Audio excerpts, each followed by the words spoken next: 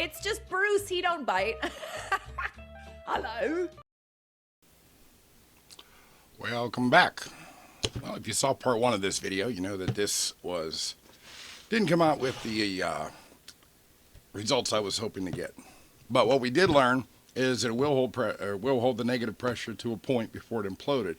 It imploded around -9 psi, and it was still holding the -6 psi for a while, but that's not going to be enough for what we want to do. So we're going to chalk this one up to a bad idea. But I did learn. I did some thinking. So I'll put this aside. And I'm thinking, all right, if I go with a smaller container, smaller paint bucket, which I could have gotten, I haven't gotten that yet. That'll be, if this fails, that'll be the next one.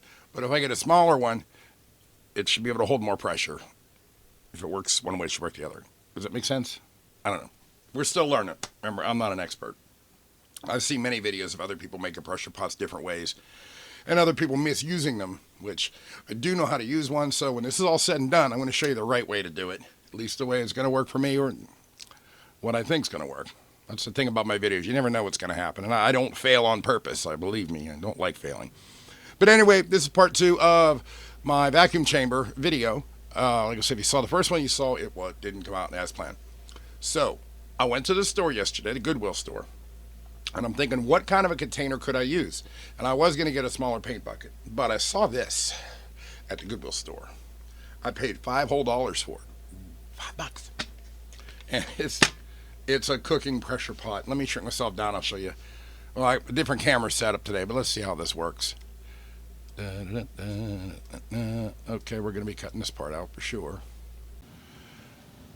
So yeah, as I was saying, I picked this up at the Goodwill store for it's $5, and it's just an old pressure cooker.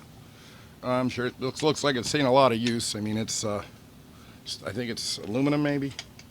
I'm pretty sure it's aluminum. I can find out if it's aluminum. Give me a magnet. Yep, it's aluminum. Magnets don't stick to aluminum. I learned that way back in younger years whenever we used to collect aluminum cans, but I'm sure you don't want to hear about that. So I looked at it, and I'm thinking, all right, maybe I can use this. So, you know, I popped it open, and just standard pan inside, nothing fancy. The rim seemed nice. It's, you know, it's not broken up or anything. And as you can see, here's the lid. It's got, this is the pressure release valve for when you're cooking. We're not going to need that. So I looked at it, and I'm like, all right, well, am I able to use this? And the first thing I noticed was this here. And I realized that my tubing will fit on top of there. So we're going to put a tube on top of that. But the one thing that did concern me is this black spot right here. It is a little rubber stopper designed for safety for when you're using a pressure pot. If this pressure pot would get past a certain PSI, it would pop this off and then release the pressure so your pan doesn't explode. Because they're a nightmare. If you ever get bored, look up pressure cooker explosions on YouTube and to see what can actually happen, how dangerous these things can be. I'm not a fan of I'm a retired chef, but I've never been a fan of using a pressure pot or a pressure cooker. My wife loves it, and she makes really good roast beef out of it. Anyway, I'm way off topic. So what I'm going to have to do is I'm going to have to steel this. I was going to cement it. I was thinking about cementing it down, but now because it's going to be suction, it's going to be pulling it in instead of pushing it out, which is what it was designed to do. So when I push this, as you can see, it just popped right through, which tells me any PSI on this is going to just suck the plug right through and defeat the purpose. And that's a pretty big hole. So we got to figure out a way how to plug that up. The other concern I had was this valve here is the locking mechanism for the handle. When the pressure's up, it pushes. Where are we at? Trying to use 2 cameras here. There we go. When the pressure's up, this will go up like that. And there's a bar that goes in here to prevent me from opening the handle.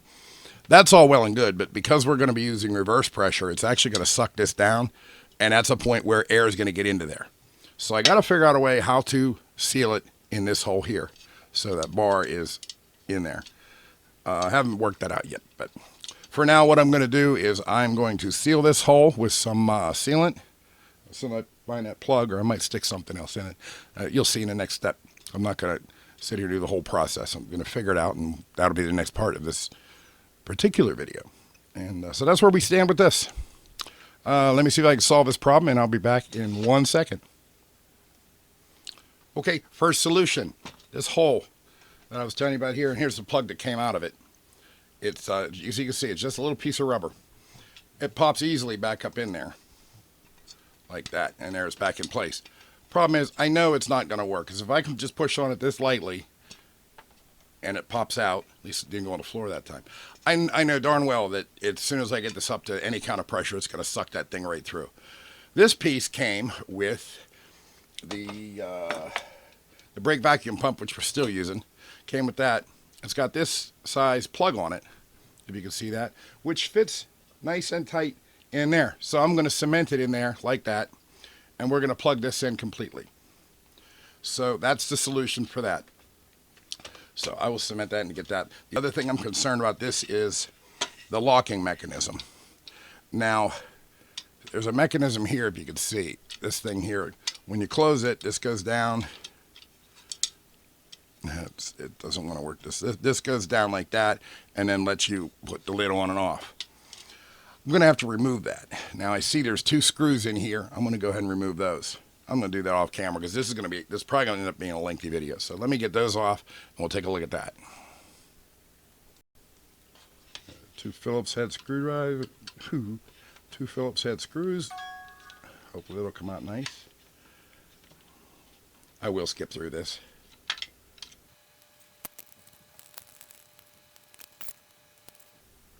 Okay, I don't know if you can see this on camera or not, but I removed these 2 screws to remove this piece of the handle. This is the piece I want to get off. It's this bar here. It's like a lock bar. And when this locking mechanism is in the open position, I should be able to, yeah, see it goes back and forth. That's in the way. So I took these 2 screws off. As it turns out, wrong 2 screws. But I do see 2 screws on the inside in here.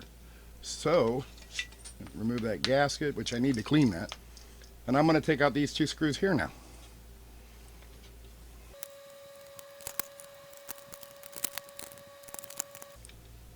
And you can see this goes up around, comes right off. I won't be needing that anymore. That should free me up to figure out what I'm going to do about this. This is what I need to seal right here. See how it goes up and down? That needs to seal. Not quite sure how I'm going to do that, but I shall figure it out. Okay, I've taken this gasket off, and this should pop right out and stay out now. There it is. So it's out, but now I have a hole here I got to contend with. Figure out how I'm going to seal that. Well, I'm going to go through my box of toys and see what I have. I'll be right back. I think I figured out what I'm going to do. This gasket, this gasket, and this pin piece that I took out, I'm going to reverse it. So instead of stopping the air from coming out, it's going to stop the air. I feel like if I reverse it, it's going to work. So I'm going to put this valve in the opposite direction, and this gasket just slips down on top. I'm probably still going to fill this full of some kind of sealant. Oh, doesn't fit. All right, maybe it does if I do this. Well, it's a nice tight fit. Just got to get that. I don't know if you can see here. Not used to using this camera. I don't like using metal with rubber, so I always try to use something wood. Doesn't tear. Well, you know what? That is going in there nice and tight. That might be all I need to do. Pull that down nice and tight. See, now I have this valve in backwards. And since it's going to be sucking, it'll suck that valve down. And if it's working the way I think it'll work, that should be a self-sealer right there without me having to put anything in there. We're going to try it that way. Let's get this back together.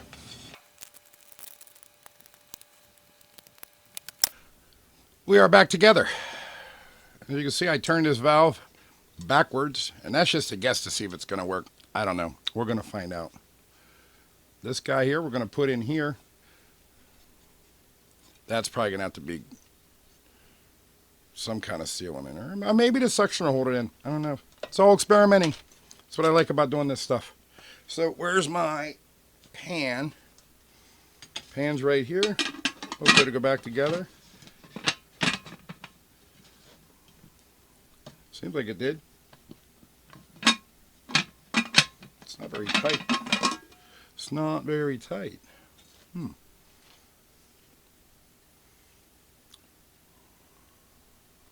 Thinking I should put this piece back on because it's not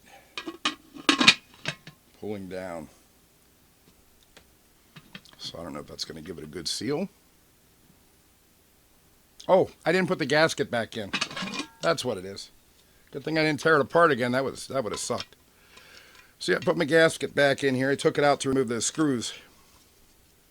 Hey, I never said I was perfect, guys. If you've been watching my channel, you know like I said, I could cut all this out and you'd never know I did it. Oh, there we go. Okay. That feels better now. It's not moving around. Wish there was a way we could test to see if this would hold air without like tearing it apart or anything.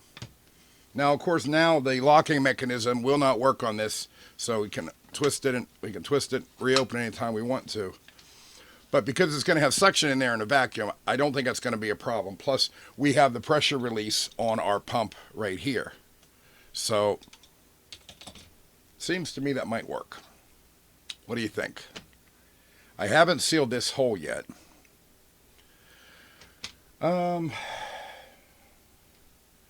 Let's see if I cover that hole up with my finger. If we get some kind of pressure, that'd be a good way to test it. Like I said, I'm going to use a different tube than this. This is too short.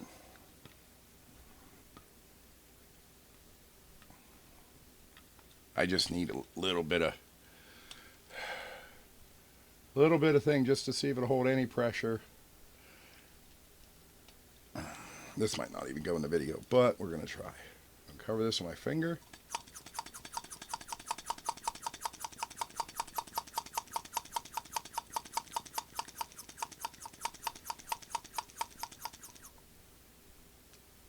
It's starting to hold pressure. Now, I haven't sealed these permanently yet. I wanted to see if it's working. But I had it up to about -5. It's hanging on to it. I'm not going to go the whole way. My finger's the only thing holding from the air coming in where that one piece of rubber we stuck in there was. It's right here. You can see where I'm holding it. My finger's just plugging it. That's why. I think this is going to work. Let's get this sealed up and see what we got. Now, when I pull the finger away down here, you should be able to hear it. Did you hear that? I think it's going to work. All right, let me finish up and figure out how I'm going to seal these holes, and I'll come back to you here in a second. Okay, so I have found some gasket maker that I had back there, I think. And so I glued this down in there real good. It's dry now, and I plugged this in with it too. The little hole here, can you see? I stuffed it into there. I pretty much filled that whole tube up with the gasket maker, and it's dry now. And the same thing with the one there. I would imagine rubber cement would work just fine. That's something you can get at any craft store. I even considered using some hot glue. I was going to try to use hot glue, but I'm like, well, I want to make sure this holds together. So, with that said, we are ready to see if this will hold some pressure. And I'll tell you, my outlook on this is pretty positive, considering what happened at the last video. As soon as I get my hands to work, I'll put this together. There we go. Now we have it all together. I didn't put anything in this one. Remember, this is where we turned the valve around and made it a reverse valve. So I think it's going to work on its own. So if anything goes wrong, it's going to be right here. So here we go. We're going to put our tube on there. Little lube. Put that on here. That fits nice. Lucked out on that. The tubing that came with this is the same size as this joint, or whatever you want to call it, on top. Joint. And we'll put our brake thing here. Now what I'm trying to get this to is minus 20 psi. Of course, it's on 0 now. Everything looks good. Everything's hooked up. Start pumping. I'm going to start this off to 5. And if it holds at 5, I'll just pause for a minute. And we're going to go to 10. It's going to take a lot of pumping, so I hope your hand's strong. Okay, there's 5. A lot quicker than the big one was. I haven't cut this yet, or I haven't sped it up yet. So we're at minus 5 psi right now. I don't know if you can see that where you're at or not, but we're at minus 5. And it's holding. It is holding at -5. Okay, let's take it to 10. We are at -10 psi. It hasn't imploded on itself like the plastic bucket did. It seems to be sound. It's not leaking anything. I think we might have something here. Let's go for 15.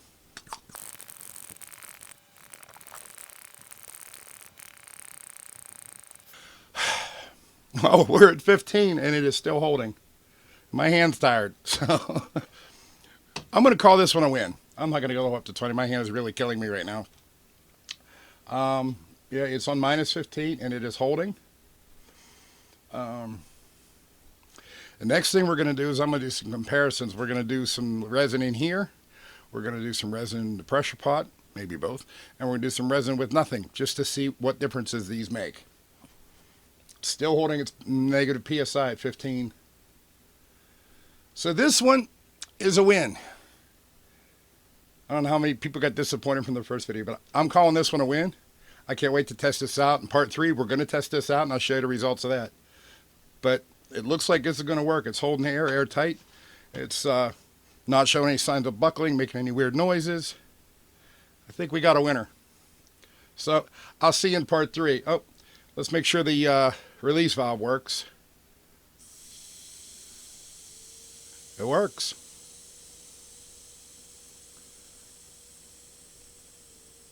I wish I had something to put in there right now to see if it would work, but I don't.